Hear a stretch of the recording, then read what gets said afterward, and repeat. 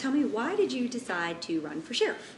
I'm very big community, and bigger venue. I've been in the community for 21 years working as a Wheeling police officer, and I just know that I can bring a bigger venue, so I bring in more stuff to the community, bring our community together. And with my background that I have with law enforcement, plus my accounting degree for budgets and being physically responsible to the people of the county, I know I can do a great job. And yeah, tell everybody a little bit about your background, what you've done the last 20 years. Yeah. You've been over 21 years now with the Wheeling Police Department. Currently, my rank is sergeant. I've been teaching DARE since 2007 in the schools. Past 6 years, I've been stationed at Triadelphia Middle School as a prevention resource officer. So I work with the children every day as a mentor. Teach about 200 classes a year. So it's a lot of work with the children, which I really enjoy. Prior to that, of course, I ran a store that, with budgets. So I dealt with budgets, and my accounting degree is where it come in right handy with the tax officer being physically responsible for the people in the county. So that's basically my background. But I've been a patrol officer. I've done pretty much all positions throughout the county with the Wheeling Police Department. And you mentioned DARE, and there's a big drug problem, I guess, in the Ohio Valley, in Ohio County. Do you think Yes.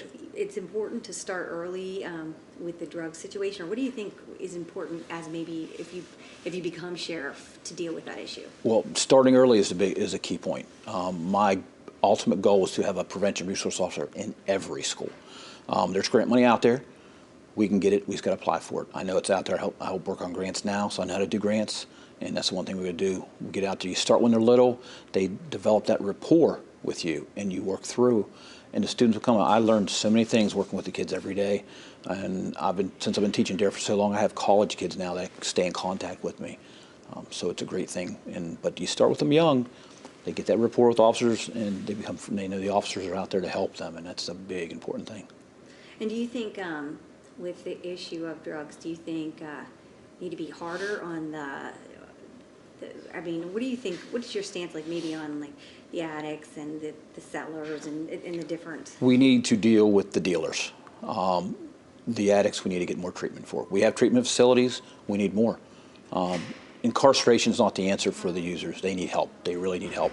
But we need to get the dealers. We need to stop the dealers, and we need to make it not just an Ohio County thing. We need to make it a valley. We need to work together with the valley. We get all the sheriffs on board.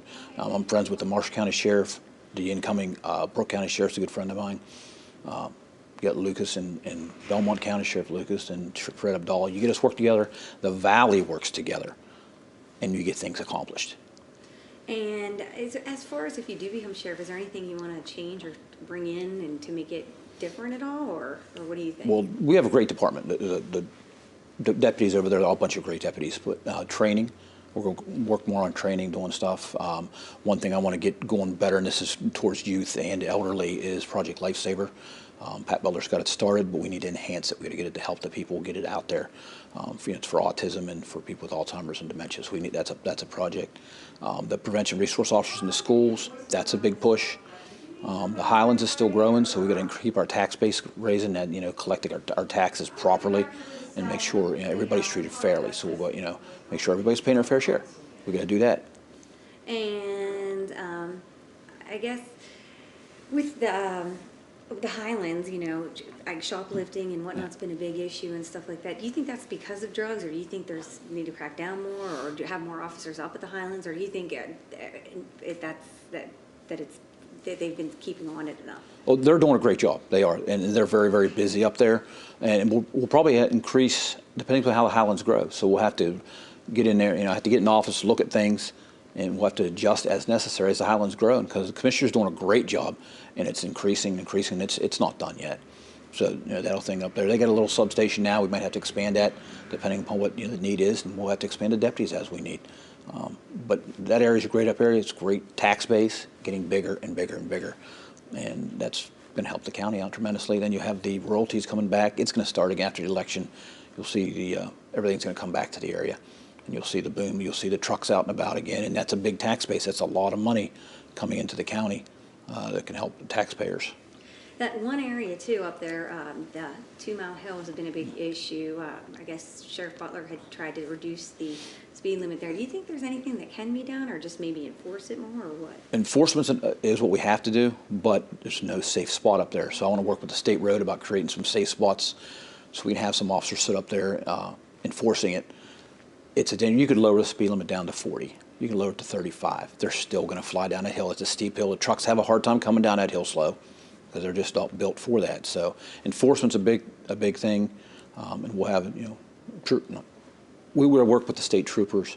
We got to work with state police are a big part of it. Deputies up there. We got to make safe areas so we can sit up there and enforce it because it's really nowhere safe right now. State road. I got some ideas with the state road. I work well with everybody. I enjoy working with people. So community-wise, we'll get some things done and make it safe for everybody because even losing one life up there is too many. And you've been big on the, I guess I'm not sure exactly what it's, Toys for Tots in this area and stuff like Shop that. with a Cop. Shop with a Cop. It's actually Kids and Cops now. We've changed it to Kids and Cops. That is very big to me. I've been doing that since 2008 when I was president of Fraternal Order Police. I'm still president for Fraternal Order Police. And it's very big for the community. I mean, we take anywhere from $15,000 to $30,000 a year we spend on children Christmas time. And the officers donate their time. They come up to the Highlands. We go up there. And it's really, really tedious. Last year we took 130. Previous years we've taken over 300. We had a big donation come in the one year, so we used all that money went to the children.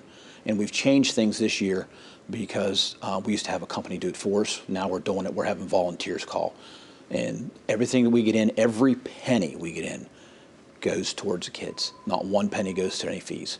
Or we were started paying them too much money in fees, and I didn't like that idea, so I want to make sure every penny goes to the kids.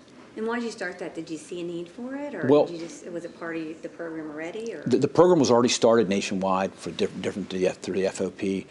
We've just enhanced it. We used previous FOP had taken smaller, amounts, and it's just gotten bigger and bigger. And I would take them all shopping if we had the money. I'm very big on children and trying to help them out and protect them as much as we can. And some families, unfortunately, wouldn't have money for Christmas for the children. That's what we try to do to make sure everyone has something under the tree.